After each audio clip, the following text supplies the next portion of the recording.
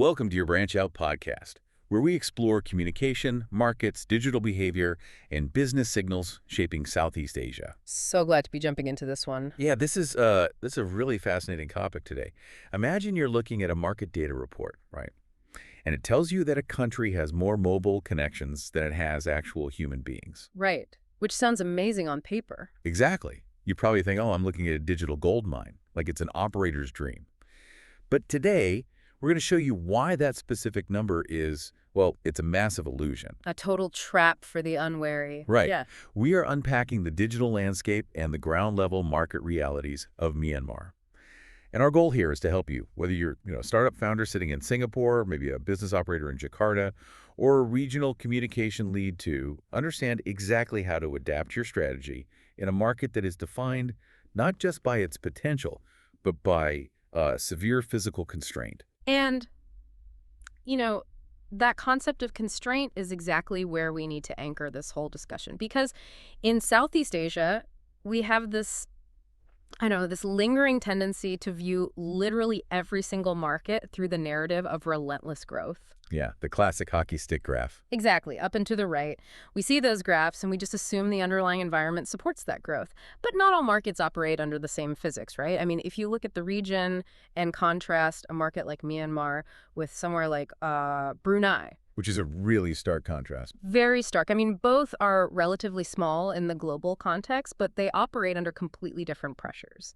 Brunei gives you this highly stable, highly predictable operating environment. You have strong institutional structures, high income per capita. Reliable infrastructure, too. Yes, very reliable. But Myanmar, on the other hand, operates under high uncertainty. You're dealing with fragmented physical infrastructure and these rapid, sometimes totally unpredictable behavioral shifts. And I think if you're an operator, understanding that fundamental difference is just crucial. Your communication strategy has to completely change when the environment itself changes. You can't just, lift and shift a playbook from a stable market into a constrained one and expect it to yield the same ROI. Right, you'll just burn cash. Exactly. So let's start by looking at that illusion of connectivity I mentioned at the top. If you look at the 2025 headline numbers for Myanmar, you get what looks like this blindingly strong signal. The country has a population of 54.7 million people, but the data shows 63.3 million cellular mobile connections. Which is wild. Right, that's 116% of the population. So wait, are we saying toddlers and grandmothers are walking around with 2 smartphones each? Because, on a dashboard that looks like hyper-adoption, but on its face, that number makes absolutely no sense. It doesn't. And that is the exact trap that regional managers fall into when they, try to manage from a distance. It's not hyper-adoption, it is survival. Okay, survival. Tell me more about that. Well, you simply can't take those numbers at face value because a mobile connection absolutely does not equal a unique digital user. When we pull back the layers and look at the actual internet use data, there are only 33.4 million actual internet users in the country. Wow. Okay, that's a huge drop-off. Yeah, it brings the real online penetration rate down to about 61.1%.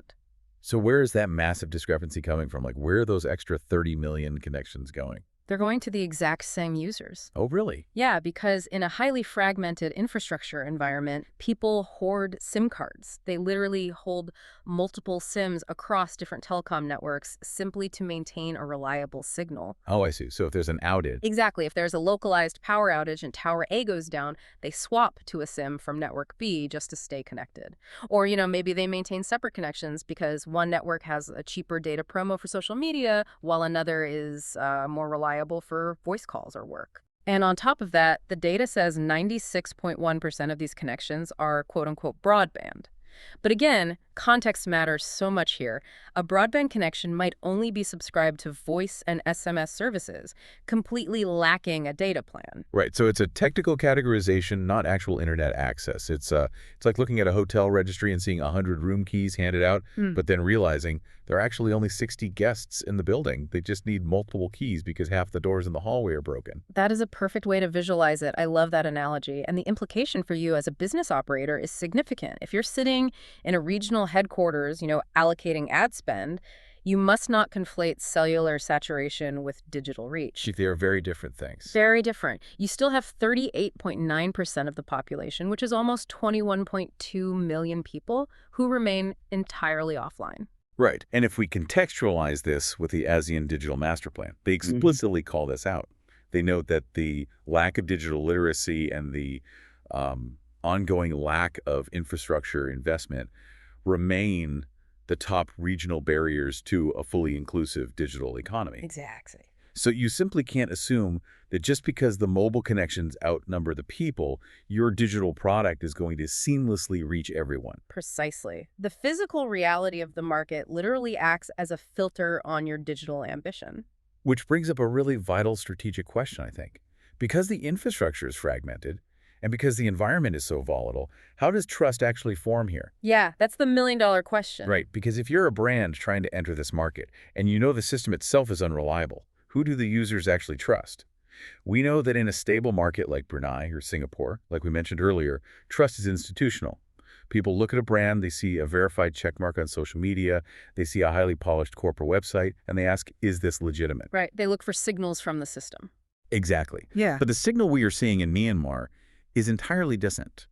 Trust there isn't institutional. It is intensely relational. Users aren't asking, is this brand verified? They're asking, who is behind this? And who do I know that recommended this? And that is the dividing line between success and failure in this market. I mean, in Brunei, structure signals credibility, Okay. right? A highly polished website, consistent corporate branding, automated customer service, all those institutional signals tell a user they can confidently make a transaction. Because the system protects them if something goes wrong. Exactly. The system protects them. But in Myanmar, environmental uncertainty means the system cannot always protect you. So institutional trust is very, very low. Decisions are relationship-led. Users rely heavily on peer recommendations. You want that human element. Yeah, they want to validate a business through personal contact. They literally seek reassurance from another human being, and only after they get that reassurance do they actually transact. A beautiful digital presence means virtually nothing if it isn't anchored in a human connection. Okay, so let's say a brand drops a heavily structured corporate campaign in Myanmar. High production value, perfect lighting, zero localized human element. Basically the exact kind of campaign that converts beautifully in Singapore. Does that actually hurt their credibility in Myanmar? Because to me, it sounds like it would feel completely disconnected from the local reality. Like it might even look suspicious. Yes, it often does. High polish can actually trigger high suspicion. Wow, really? Yeah, and this is exactly what outside businesses consistently get wrong. Applying a formal, highly structured corporate strategy feels alien there. It doesn't answer the core question the consumer is asking, which is, who is vouching for this? Right. I mean, think about it. If I want to buy a high-end laptop in Singapore, I go to the authorized retailer's polished e-commerce site, I add it to my cart, and I check out. It's frictionless. Exactly. But if I am in Myanmar, I want to direct message a specific local vendor. I ask them to send me a photo of the actual box, and I have them promise me, often via a voice note, that it is actually in stock. A voice note. That's so specific. It's huge there. Brands entering this market must build network-driven trust. And you do that through informal communities, local referrals, and direct human interaction. But knowing that trust relies on human networks is only half the battle, right? If you're a founder or a marketing lead, your next immediate problem is finding where those networks are currently operating. And right now, there is a massive, almost silent migration happening away from the platforms we used to rely on. The platform shift is wild right now. It really is. Historically, Facebook has been the dominant digital layer in Myanmar. I mean, for years, it was practically synonymous with the internet itself. But the 2025 data shows a staggering shift. Facebook's potential ad reach dropped massively by 29.5% year over year. That is a huge contraction. Yeah, it brings it down to just 13.1 million users. Meanwhile, TikTok has completely surged. They're reaching 19.6 million users aged 18 and above. That means TikTok is now reaching 50.5% of the entire adult population. The platform shift here is profound, and we really need to understand why it's happening. I mean, Meta's internal data definitions and policy changes certainly play a part in these reported numbers. Sure, there's always that caveat with ad data. Right. But the organic shift in human attention is very real. Facebook's reach is contracting significantly, and people are migrating. Part of this is driven by the sheer friction of accessing certain platforms via VPNs and the heavy data costs associated with them. TikTok feels native, it loads relatively well, and it provides fast, high-engagement entertainment in what is honestly a very high-stress environment. It is capturing all the top-of-funnel attention. But wait, if everyone is migrating to TikTok for attention, does that mean brands should just abandon Meta entirely? Like move all their resources to short-form video? Absolutely not, and this is where the data gets fascinating. While Facebook's newsfeed reach is plummeting, Messenger remains the absolute communication backbone of the country. Yeah, ads on Messenger can still reach 8.55 million users. What this causality tells us is that top-of-funnel visibility is migrating rapidly to TikTok, but the actual conversion, the place where people go to directly message a business, to validate those personal relationships we just talked about, and to seek that human reassurance that is still happening in closed, informal networks like Messenger. So we're looking at a market with this fascinating contradiction. You have a highly concentrated digital ecosystem that is rapidly fragmenting. Attention is splintering. And just to add another complex layer to this, the data shows that even LinkedIn is quietly growing in Myanmar. Yeah, that surprised a lot of people. It's up 11.1% to 1 million members. So you have this niche but rising professional layer emerging at the exact same time that TikTok is capturing half the adult population. Why is LinkedIn growing in this environment? Because the professional class is seeking stability. Amidst the chaos and uncertainty, professionals and B2B operators are desperately looking for cross-border opportunities, reliable business networks, and ways to signal their own credibility to international partners.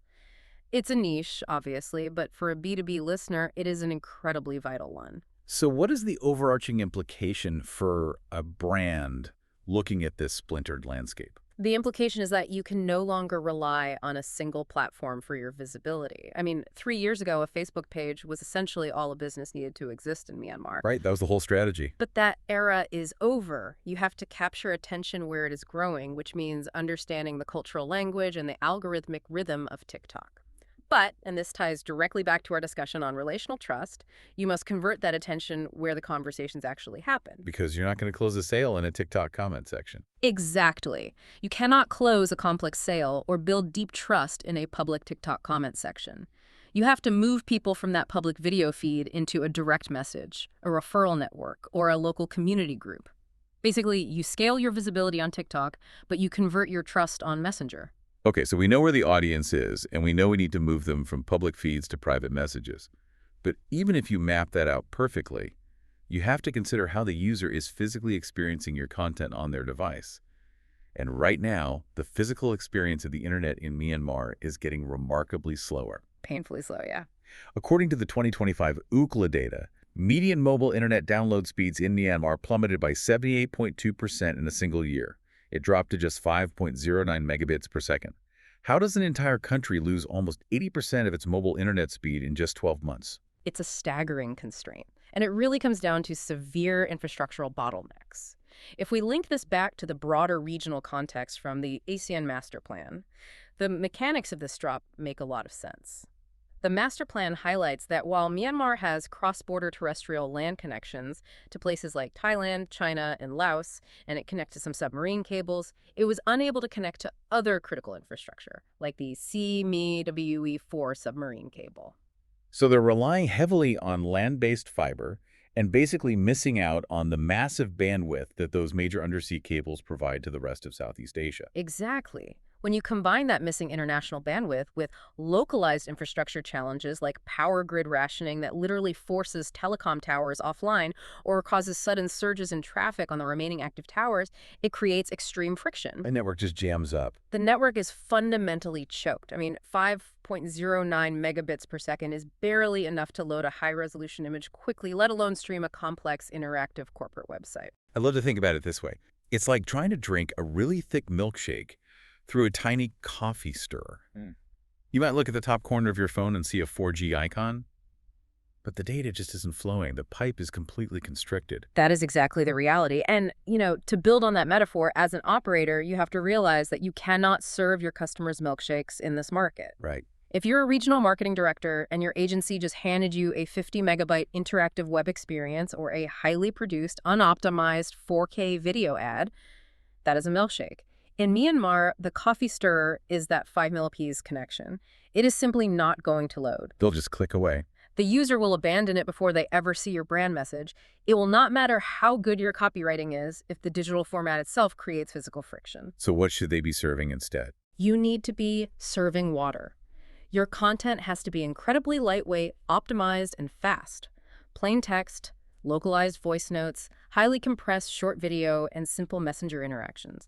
Do not force them to download a heavy proprietary app if a simple chat interface will do the job. Bringing all these signals together, the relational trust architectures, the rapidly shifting platform demographics, and the painfully slow mobile delivery speeds. What is the practical consequence for a business operator waking up on Monday morning? When we look at the strategic blueprint, it seems clear. The content that actually performs and converts in Myanmar is human, direct, community-driven, and above all, simple. We're talking about leveraging real customer testimonials, driving peer referrals, and prioritizing direct messaging over highly produced corporate assets. Right. Because of the high uncertainty, businesses simply cannot move with the same standardized predictability they would in Brunei, Singapore, or Malaysia. A regional manager might want a perfectly unified, standardized brand presence across all 10 ASEAN countries. Sure, it looks great on a slide deck. Exactly, but enforcing that rigid structure in Myanmar means you're fighting the environment, you're fighting the bandwidth, and you're fighting the local psychology of trust. You have to adapt to the constraints rather than pretending they don't exist. So, to put a fine point on it, are we saying that for an SME expanding into Myanmar, their most valuable asset isn't their perfectly optimized website or their slick product deck, but literally the local human face representing them on Messenger? Absolutely. That is the ultimate reality of relational trust. Ignoring these environmental constraints is a fatal mistake. Your strategy in Myanmar requires aggressive, localized adaptability. Your digital visibility strategy on platforms like TikTok must be paired seamlessly with human reassurance on platforms like Messenger. Right, the visibility and the conversion hand in hand. Yeah, because if you don't have a local mechanism, a real person to answer direct messages, to provide address notes in the local language, and to literally talk to the customer and reassure them that your business is real and will deliver on its promises, then your top-of-funnel marketing spend is going to be entirely wasted. It really forces you to zoom out and look at what you are actually building when you enter a market defined by this level of constraint. You have to stop looking at your digital strategy as just a broadcasting tool. And before we wrap, it leaves you with one final, slightly provocative question to chew on. We know that right now, intimate, human-led messaging is the only real way to win trust in these constrained markets. Right, because the user needs to know a real person is on the other side of the screen protecting them. Exactly. So what happens to local trust in a market like Myanmar when AI agents become advanced enough to perfectly mimic that local human reassurance on Messenger? Like when an AI can drop a localized voice note, that sounds exactly like a trusted peer. That is the next frontier. It is going to become an absolute arms race for authenticity. If trust is relational and AI can fake the relationship, brands are going to have to find entirely new physical or social proof points to verify their existence. The businesses that figure out how to definitively prove their humanity will be the ones that survive that shift. This market is evolving fast, but the real opportunity belongs to those who understand how local trust is built before they try to scale visibility. That closes our discussion for today. Thank you for listening to Branch Out by Y Consulting, where we examine the signals shaping business across Southeast Asia. Keep watching the signals. We'll speak with you again in the next episode.